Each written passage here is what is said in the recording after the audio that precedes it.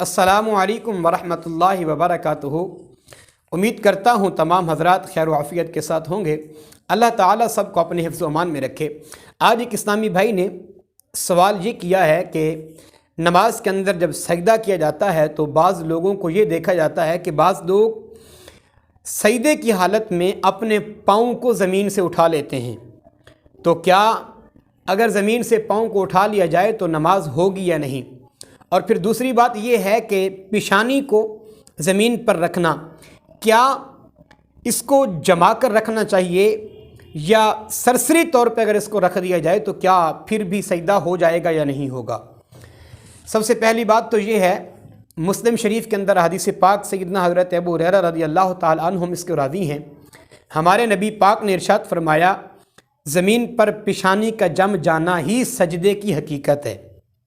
یعنی یہ لازمی ہے، ضروری ہے کہ زمین پر پیشانی کو جب رکھا جائے تو اس کو جما کے رکھا جائے، یہ نہیں ہے کہ تھوڑی سی لگے اور تھوڑی سی نہ لگے، تو ایسا شریعت میں ہرگز نہیں ہے۔ اس طرح سجدہ اللہ کی بارگاہ میں قابل قبول نہیں ہوتا۔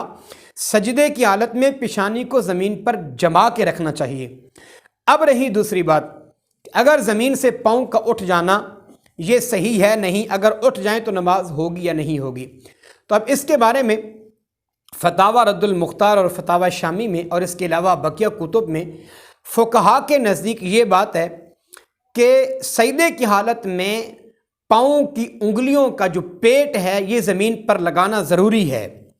اگر اس طرح دونوں پاؤں زمین سے اٹھ گئے تو اس بندے کی نماز اللہ کی بارگاہ میں قابل قبول نہیں ہے، اس کو نماز دوبارہ ادا کرنی ہوگی۔ تو اگر ایک پاؤں زمین پر لگا رہا، مثلاً ایک پاؤں کی انگلیوں کے پیٹ جو ہیں وہ زمین پر لگ گیا اور وہ انگلیوں کا رخ جو ہے وہ بیت اللہ شریف کی طرف ہو گیا تو پھر بھی نماز ہو جائے گی۔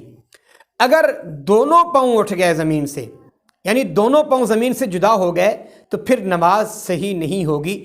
اسی لیے ہمارے فقہا کے نزدیک یہ شرط ہے کہ کم از کم ایک پاؤں کی انگلیوں کا رخ جو ہے وہ بیت اللہ شریف کی طرف ہو اور ان کا پیٹ زمین پر جم جانا چاہیے۔ ایک لگا رہا، ایک اٹھ گیا تو نماز پھر بھی ہو جائے گی۔ اگر دونوں اٹھ گئے تو پھر جو ہے نماز قابل قبول نہیں ہے۔ اگر دونوں پاؤں زمین پر لگ جائیں اور دونوں کی انگلیوں کا پیٹ زمین سے جمع ہوا ہو اور دونوں پاؤں کی انگلیوں کا رخ بیت اللہ شریف کی طرف ہو تو یہ سنت مصطفیٰ ہے۔